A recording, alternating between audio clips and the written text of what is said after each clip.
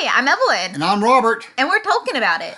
So, I want to tell listeners, if you are reading along with us and you have not yet read Chapter 5 in the Two Towers, the chapter called The White Rider, we have a lot of spoilers in this one, more so than normal. There's a big plot spoiler here. And if you don't want it to be spoiled before you read it, you might want to wait to listen to this until after you've read that chapter. Yeah, I do remember you read the chapter before I did, and you just went, we need to talk about something, but I forgot you didn't read it yet, and we can't talk about it until you read it. I'm like, okay. Yeah, because I wanted it to be a surprise for her too. Yeah. All right, so you had some predictions. I did, and I want to preface this, again, spoilers. If I had not seen the movie and I didn't know all the memes and all the pop culture surrounding it, I would have no idea who the White Rider is. And I would have been shocked. Like, this is Luke, I am your father level shocking. Where I wish I was there in the 80s when the reveal was made. So... You mean in... Star Wars and in Lord of the Rings. I kind of wish this was not spoiled for me because the reveal would have been epic. Yes. So my predictions were that the White Rider was going to be Gandalf. Bing, bing, bing, bing, bing. I also predicted that none of the hobbits were going to be in this chapter. We're going to be in this chapter themselves. Bing, bing, bing, bing, bing. And then I also said that this was going to go back to focusing on Legolas, Gimli, and Aragorn. Bing, bing, bing, bing, bing, bing. Which I think is the first time I've ever had a 3 out of 3. That's right. I really do think that's the first time I've ever gotten 3 out of 3. And it's only because I'm starting to get the feel for Tolkien's writing. And again, I know spoilers. So I kind of wish I didn't know because, like, we'll get to it when the reveal is made. But I wish I didn't know because it would have been so awesome. Right. To not know. Yeah. Like, I remember the first time I read it. And when I saw that, I went, wait a minute, that can't be right. And I flipped back a couple of pages and go, oh, okay. Yeah.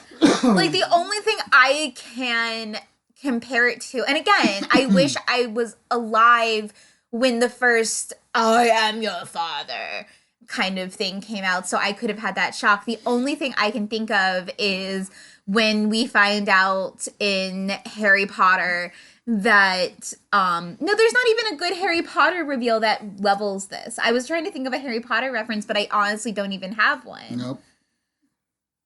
Like. Nope. All right. So you ready to start talking about the chapter, or you got a little bit more you want to? No, we can go into it, yeah. Okay. I was just trying to, like, make a thing, but it's like, in my generation, all of the amazing plot twists have kind of been revealed already. Or you can...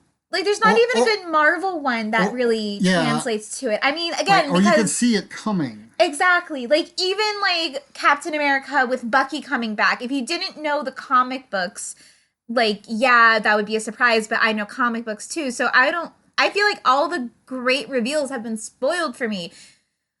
Ugh. Wah, wah, wah. I mean, yeah. All right. And I'm not counting the Force, the Star Wars with Palpatine being behind it. That was dumb. So it wasn't really a reveal because it was just dumb. I'm calling it out. Okay. All right. Let's get into the chapter. All right. So, Tolkien kept track of what day, of what year all of this stuff was happening. Just to keep it in his mind. Okay. So, the day that we were talking about, it's March 1st, 1419. Now, we were originally supposed to record it yesterday, which would have been March 1st. That would have been funny, and that's the reason I thought it was interesting. Okay. There are some interesting things here I found unusual. The characters. Gimli's complaining about the cold. Okay. A dwarf complaining about the cold. Yeah, I guess that is a little off. Because they usually are in colder climates. Right. And he's upset that a tracker as good as Aragon cannot find any tracks. I mean, I'd be upset too. It must be an evil phantom of Saruman, is what Gimli thinks, since they can't find any tracks. which I would tend to agree with. Like going into this chapter, I'm like, even though I know like that Mary and Pippin are fine from this last chapter, and we as the readers are understanding, like I totally agree with Gimli where she's like, this is suspect. Where obviously they don't know what's going on, but with Aragorn being this like amazing tracker, like there I would think there's some sort of dark magic going on to prevent him from doing it. But Gimli has gotten real paranoid here in the beginning of this chapter. Yeah. I mean, but is that a dwarf thing? I mean, yes and no, but I mean, it's like beyond. Okay. So when the horses ran off, were they taken? Legolas Legolas and Aragorn think that they sounded happy when they ran off. Yes, I noted that. It said specifically they spoke as if going to greet a friend. Right. Which, and if I didn't know what happened, I'd be like, what?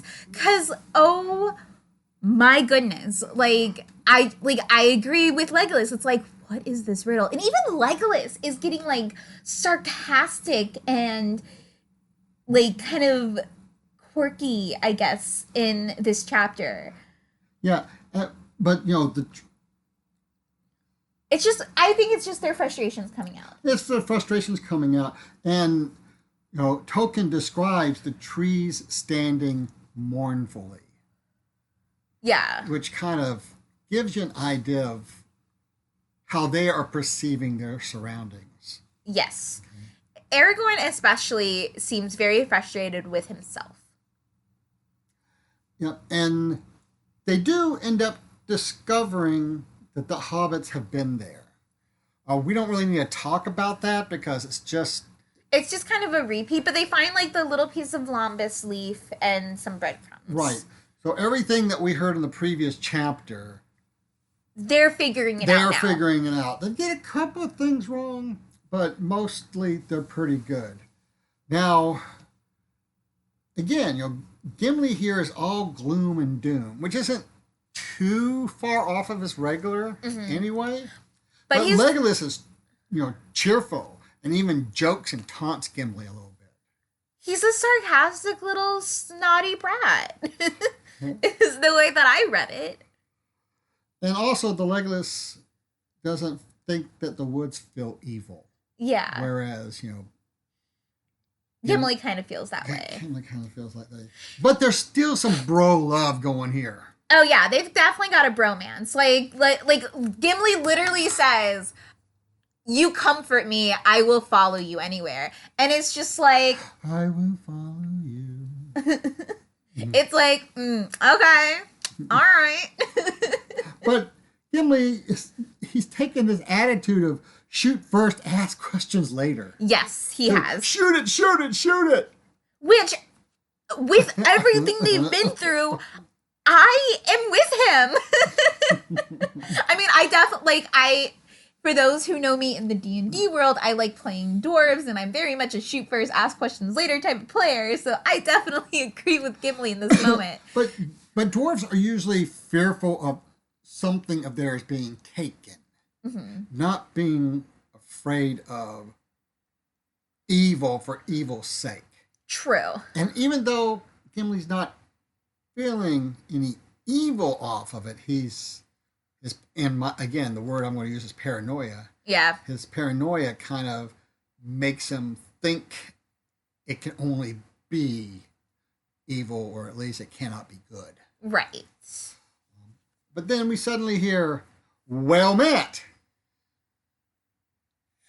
I honestly was thinking it's like, oh, what, because we talked about Radagast a little bit in like some previous episodes and chapters, and it's like so my honest to God first thought was, oh, I'm wrong. This is either Radagast or Tom Bombadil finally came out of his little bit of the forest and came to another forest. That was what I kind of thought at first. Yep. Where it's like that would explain why these guys don't know them, but they would have an idea about them. Right. But those words, stills all three of the companions' hands. Right. You know, Gimli.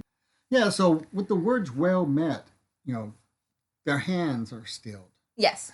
You know, Gimli drops his dwarf. I mean, Gimli drops his dwarf. Dwarf, yeah, he dropped his dwarf. Sounds like a personal problem. He ain't no dwarf no more. Continue. He drops his axe. Yes.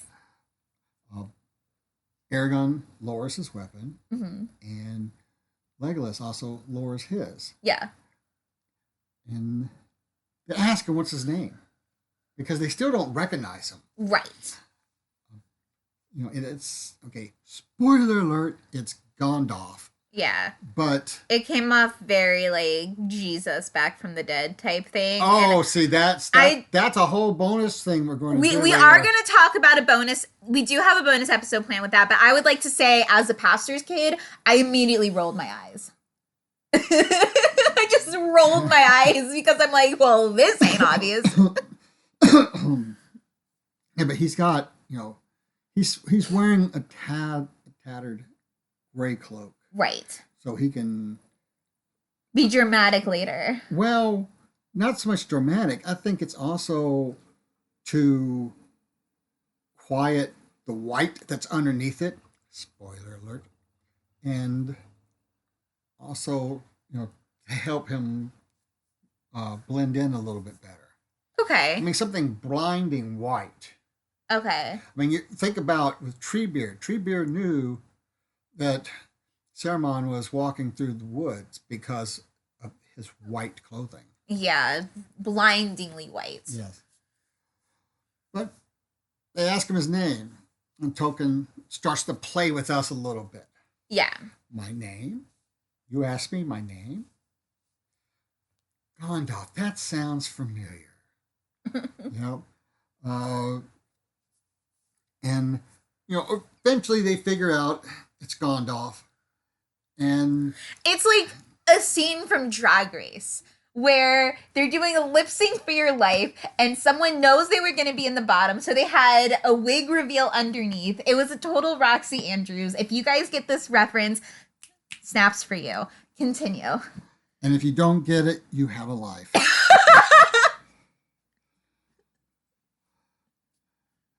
But Gandalf also says your errand is no longer as urgent as you thought it was.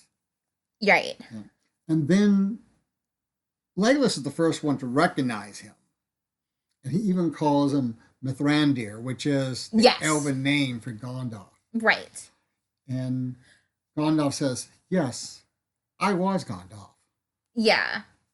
And I like what he says, like, just, it's jumping ahead slightly, but when they ask him, it's like, oh, we thought you were Saruman, like, with all your white and everything. And he's like, I guess I am kind of Saruman at this point, or what he should have been. And I'm like, oh, that's shade.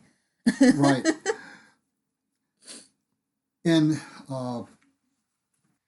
so just so everyone knows, as professional podcasters with a single mic just doing this from our home, that's very sarcastic. The noise in the background is our sump pump. So we apologize for our complete unprofessionalism. Like I said, this is just a tiny little passion project that it's mostly just friends who listen to it. But if... or friends to be. Yes, that too. So we never know where a road's going to lead. So we do apologize for the background noise. Oh, we're so professional.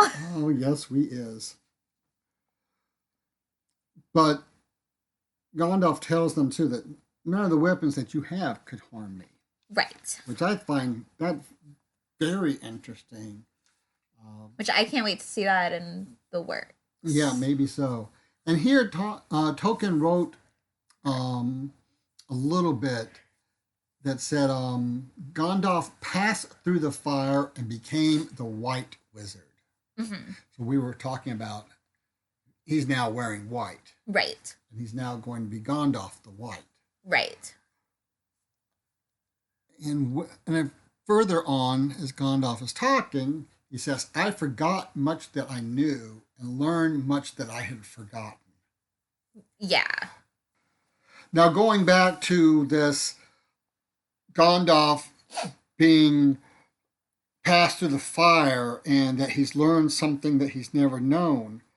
Uh, Tolkien wrote in a letter or in his notes prior to actually writing this paragraph those ideas. He also wrote,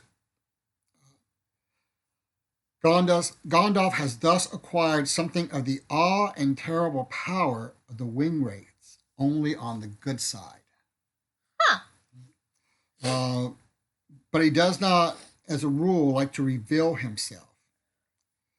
In his outline for the Moria chapters, Tolkien seems not to anticipate it then what would become of Gandalf's powers. He just knew he was going to have him return. Which is very interesting because after I read this chapter, I did a little bit more research into it because you were just like, you can't read this in 25 minutes after I did. And I did see some criticism where a few people say that it feels like Tolkien wrote himself into a corner and so he just decided that Gandalf needed to come back, which I disagree with. And now after hearing this, it seems that he knew that Gandalf was always coming back with some sort of powers. Right. And he also says, it's not just a particularly helpful and concerned wizard now. Right. He originally was sent down, actually all the wizards were originally sent down as emissaries of the Varlar, which are... Those are the angel things, right? What we can call angels. Sent to contest the power of Sauron. Okay. And to unite all those who had the will to resist them. But originally, they were forbidden to match his power with power. So now at this time, the powers that be has decided that somebody has to have the same amount of power in order to overthrow him. Because I kind of get that, because that's very much two crazy powerful things can collide and just destroy all life, essentially. So now it's like, oh, the balance is tipped so far and the future's so bleak, it's like, oh, now we need to risk it. Then also,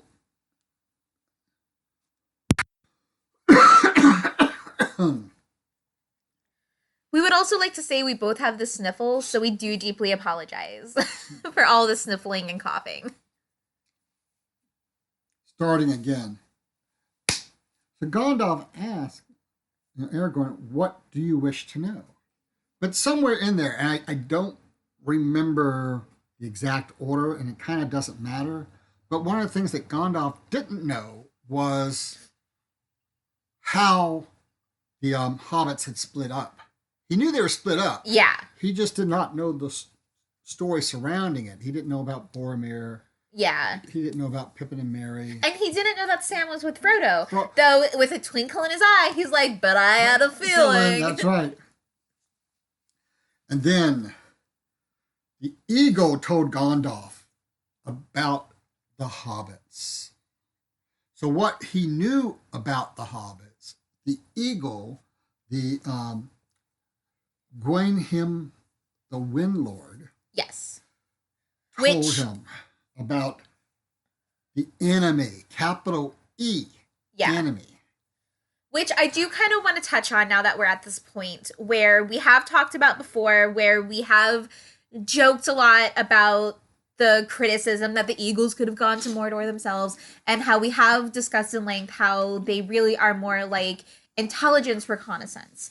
And this is where it really shows that. So even like a friend of mine texted me like a week ago, like, you mentioned something about the Eagles and how you know better now that they couldn't go to Mordor. Could you explain it to me? And I'm like, yes, I actually can now. I was so excited. Well, so this just kind of really just shows, if I had gotten to this point without doing this podcast and knowing background information, this would have been, oh, I get it now. Right. I still would be upset, but I get it. But even Legolas gets excited about the Eagles. Oh, the eagle! Yeah, it's like, oh, that's what we've been seeing. Cool. Well, no, I was right. I was right.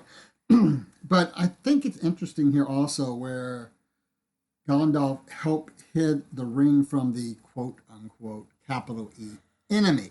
Yeah. It's almost like he doesn't want to speak his name. Because giving name does give power. Right. Which is something that Treebeard talked about a lot the last chapter. Yes. Right. And it's still interesting, though. It to me, it, reminds me of, like I said, all the stories about you don't name it. Yeah. And so forth like that. Which is a very common theme in high fantasy. We also find out here that Galadriel talked to Gandalf and told him that Boromir was in peril. Yes. We find out what the enemy knows. Yeah. That they know that a hobbit has the ring. They know that a hobbit has the ring. And they doubt that the orcs were told specifically about the ring. They're just like, if you find a hobbit, bring him to me. But from the conversation the orcs were having, it sounded like they knew something, because they had a feeling. They aren't as dumb as we initially gave them credit for. Where they were just like, they were told not to search them, not to harm them, so they can infer, it's like, oh, they have something on them. Right. They might not necessarily know it's the ring, but they know that something. There's got to be something valuable on them. Yeah, especially if they want us to drag them back alive. Without searching them. Without searching them. And this is where, again, I like the idea that the enemy also knows how many people were in the company. Yes. And what they are, but not understanding what their purpose is. I mean, you think about it, they left Rivendell with one purpose. Right. And now there's several purposes. Right. There's at least 3 purposes now. Yeah. 4 if we want to talk about Gandalf as having a separate purpose. Yeah. And especially now that we know that Sauron doesn't exactly... He has no idea. He could not fathom that Frodo would be traveling to destroy the ring. He could not even think about... The thought would never occur to him that someone would want to destroy this power. He would just automatically assume they would want the power for themselves. Right. And we also learn from Gandalf that the enemy has shown his hand too early, has put things into work too early. Right. And this is giving the good side, for lack of a better term, a chance, giving them some hope. So, in the words of Treebeard, the enemy was too hasty. Yeah. He wanted to get it done now. He was thinking too highly of himself, which, interesting enough, gives the companions hope. Well, hubris is like the most deadly of all the sins for a reason, and is the reason like half the Greek heroes all die. Mm-hmm. and because of this, Merry and Pippin are now in Fangorn. Yes. And I do like how when they talk about Fangorn, like, even in the beginning of the chapter, Legolas and Gimli are all like, we weren't supposed to come here, but I guess we're here now. Right. It's very off the beaten path. They have gone off the rails. They've gone off campaign. Yep. It's become a sandbox. Yep. But Gandalf also tells us that the enemy is now doubting itself. Okay, yeah. And we get a little bit here, too, that Saruman would have probably attacked if he had had the ring at the time. But Gandalf even talks about the enemy now having some doubt about what it's doing. Right. And also reveals that if Saruman had gotten the ring, he probably would have fought Mordor. Yeah. To take over the campaign. Not that he was going to attack him because he was evil. He attacked him because he wanted the power. Right, the power and to have control. And I like how Gandalf says that without the ring, he doesn't stand a chance. And I think he knows this. Right. Yeah. Yeah. And I like what Gimli says, where too bad there aren't, or too bad there are realms in between the two because we could just watch them fight it out.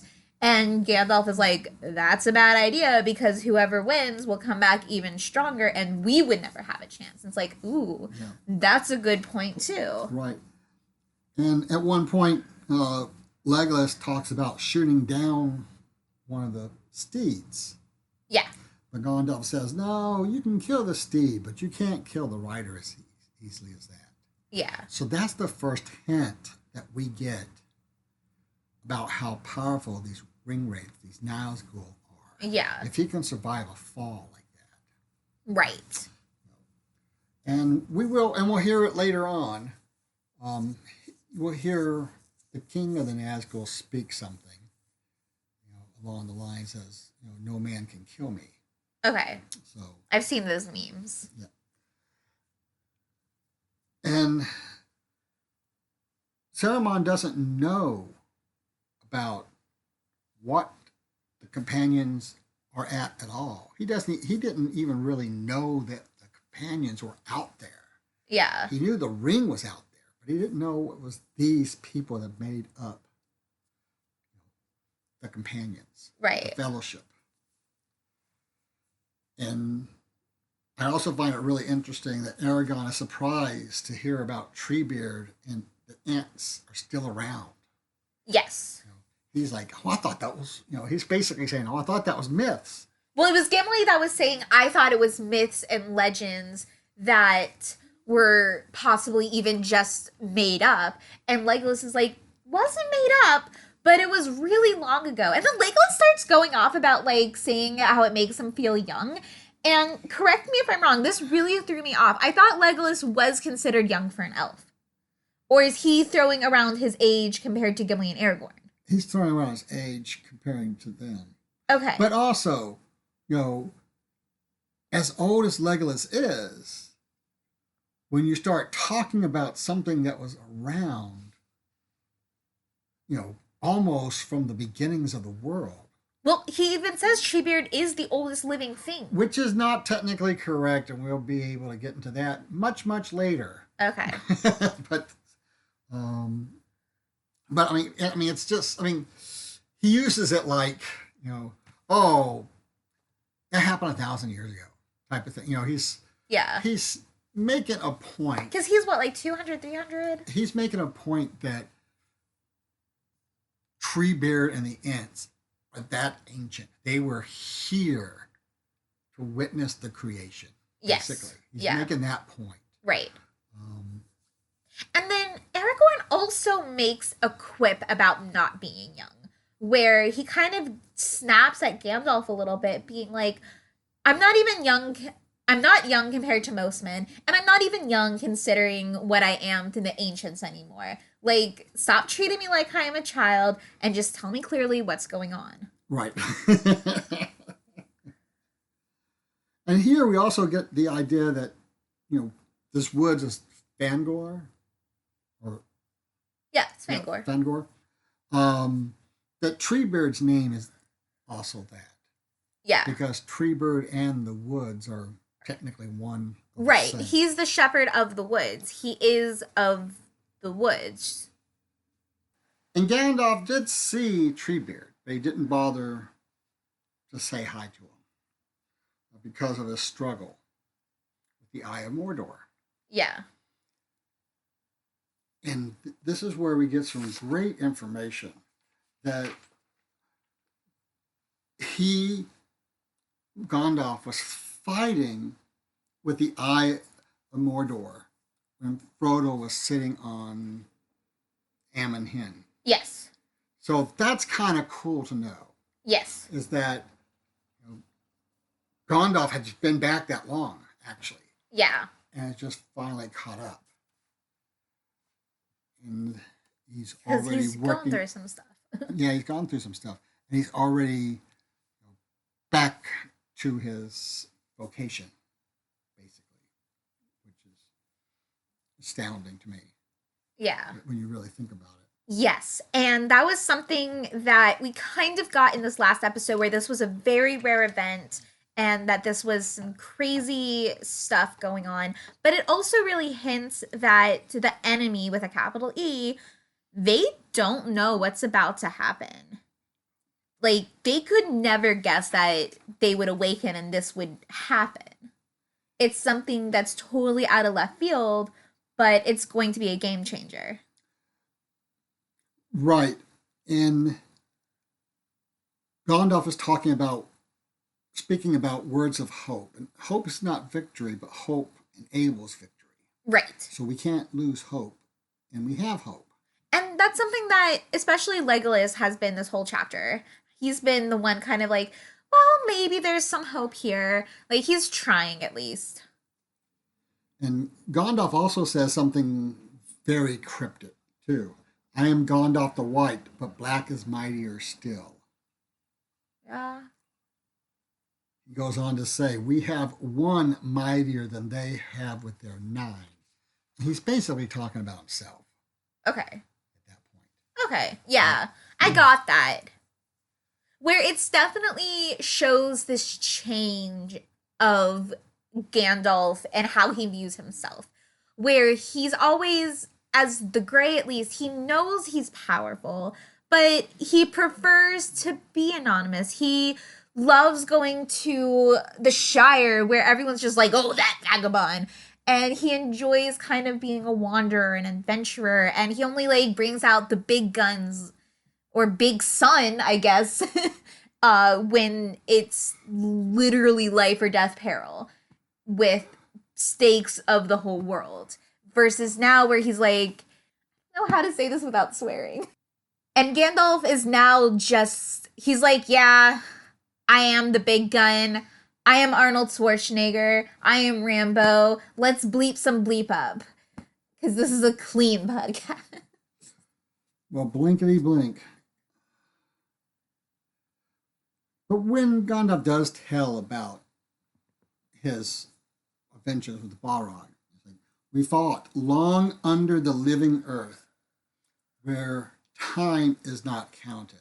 Right. So, to him, it felt like ages. Right, yeah. But, in fact, it was only... It was only a couple days. It was a little, yeah, I mean, in all, it was a little over a week. Yeah. Yeah.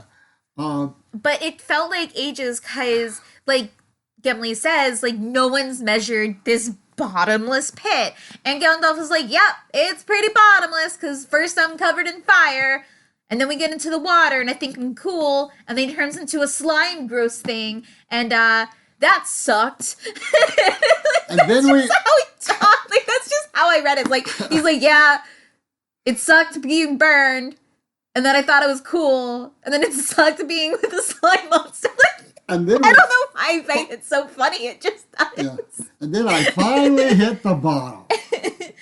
And then I thought it was trapped. And the Balrog's like, I'm out of here. So I had to chase him now. And it was like a Scooby-Doo corridor that never ended. And then we found the endless steps. And they were pretty darn endless. And Gimli's like, what? I don't know why I find it so funny.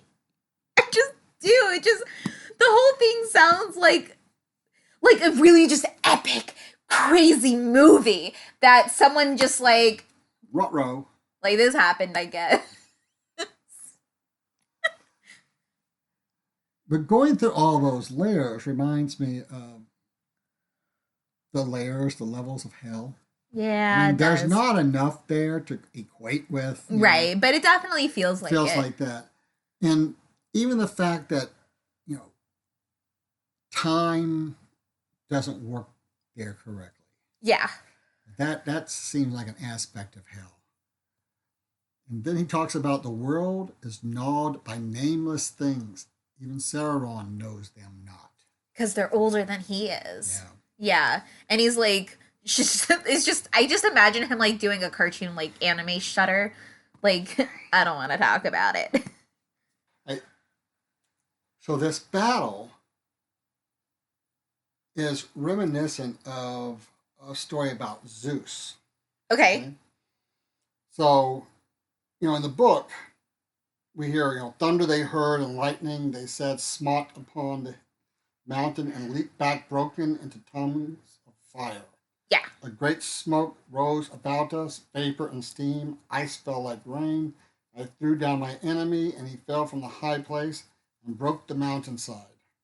Now, if we compare that uh, to the battle of Zeus and Physicus, it says, Zeus raised up his strength, seizing his arms, lightning, the blazing bolt, and thunder, leapt down from Olympus, struck and burned the dreadful monster's ghastly heads.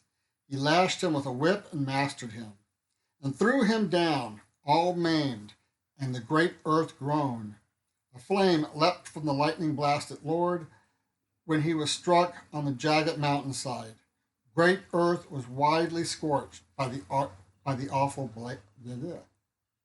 The great earth was widely scorched by the awful blaze.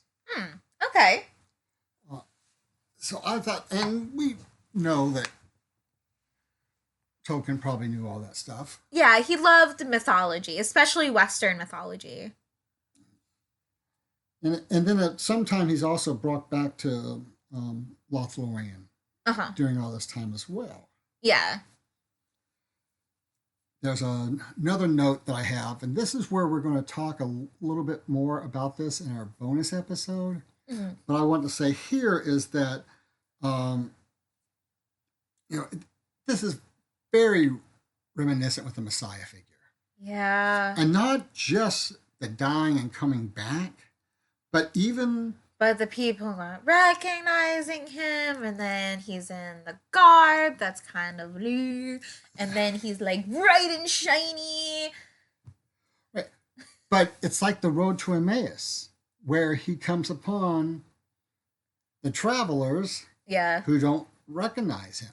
Yeah. And then their eyes are opened. Yeah. And, I just, It's really hit you in the face. Right.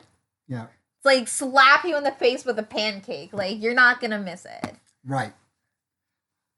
Then, just as we began talking about the horses, we're talking about horses again towards the end of the chapter.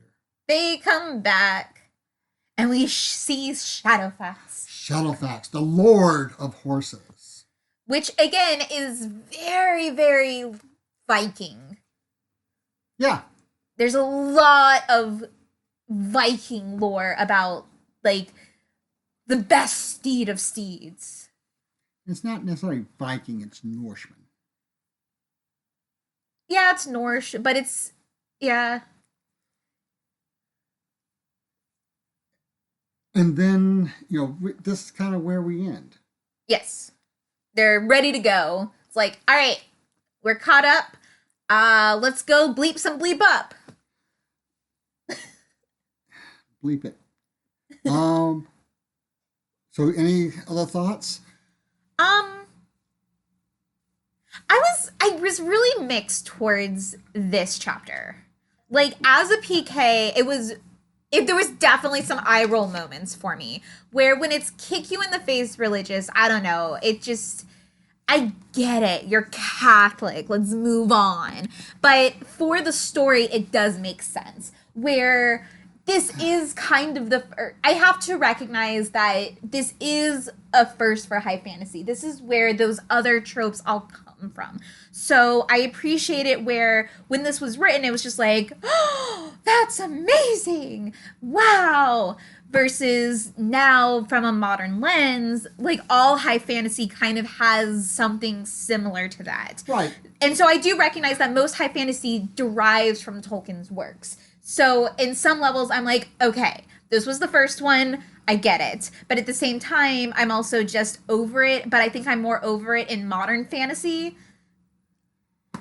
If I'm making any sense here. No, yeah, it's like it reminds me of when I am teaching my understanding movies class, and we watch Citizen Kane.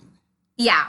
And everyone's like, so what's this movie such a big deal about? It's like, this is where it comes from. Yeah, this is where the storytelling type comes from.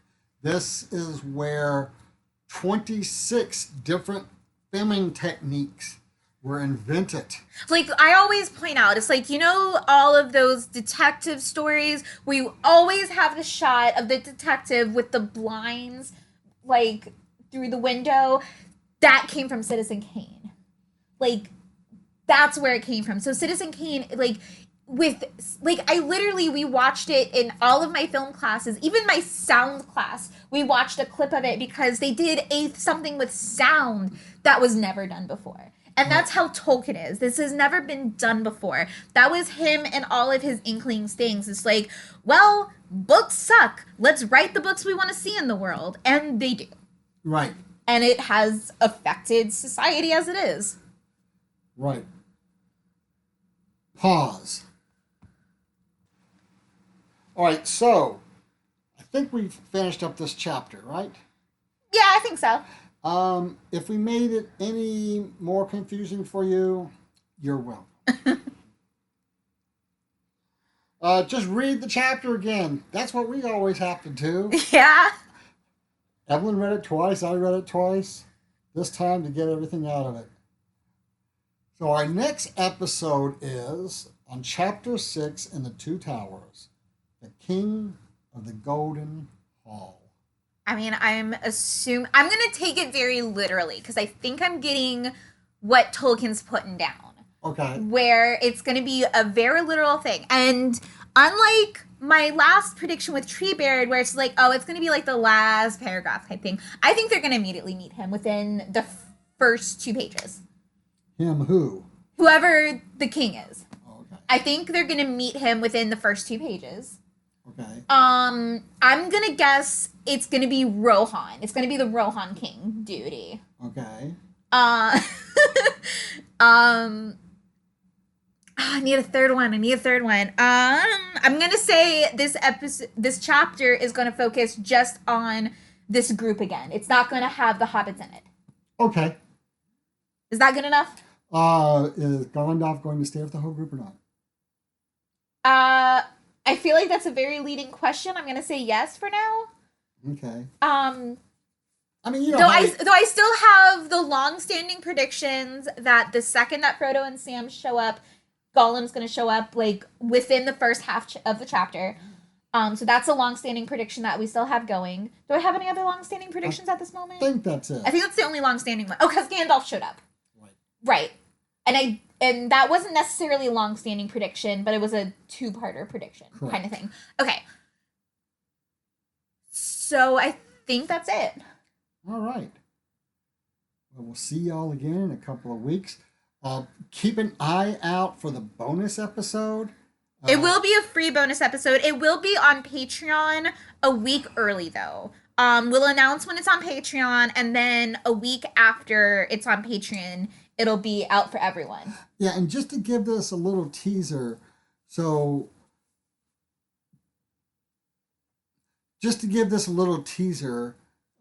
Tolkien had asked several of his friends that he trusted to read through his manuscripts and through the galleys before they got printed. This is a letter in response to one of those close friends who was, giving him some critique. Okay. About the whole thing with the Balrog. Right. Which we decided we wanted to just not talk about in this episode just because we didn't want it to be too long and too much of my dad just talking and me going, oh. The usual. Yeah, the usual. So, I've been Robert. And I've been Evelyn. And this has been Token About It. So while we were recording this, we got a very new patron. That's the word. Thank you so much to Nikita for joining the Gray Company. If you guys want extra bonus content, early access to episodes, and just interacting with us on Discord, please come and join us. We are all chaotic and love talking about Tolkien. And as always, please follow us on Twitter, Instagram, Facebook, all that fun stuff to interact with us, ask us questions. We love talking to you guys. So, because we have a new patron, new ending is officially going to come next episode because unfortunately my dad's not available while I'm editing this. So I'll just go ahead and do the end credits myself right now, and then the new end credits, and I guess a new beginning credits is going to be coming soon. We're going to do that when we do our bonus episode coming out. Bonus episode hopefully will be out within a week or two. It'll be early access for Patreon. And then about a week or two after it's on Patreon, then it'll be released to the public. Or at least a shorter version will, because we got to give our patrons some love. All right, without further ado, podcasters are Evelyn and Robert Lewis. Editor is me, Evelyn Lewis. Producers are Evelyn, Robert, the comic Canary, Nikita, and Regina, amazing, beautiful women. Sound brought to you by Ben Sound, even though we didn't use it this episode. Still love them. And I think that's all the credits. So, yeah. We'll be more professional next time. Life is crazy. I'm finally getting into the groove of my full-time job. Dad is working like crazy, and that's my dog wanting to go out. So we'll see you next time. We've been talking about it.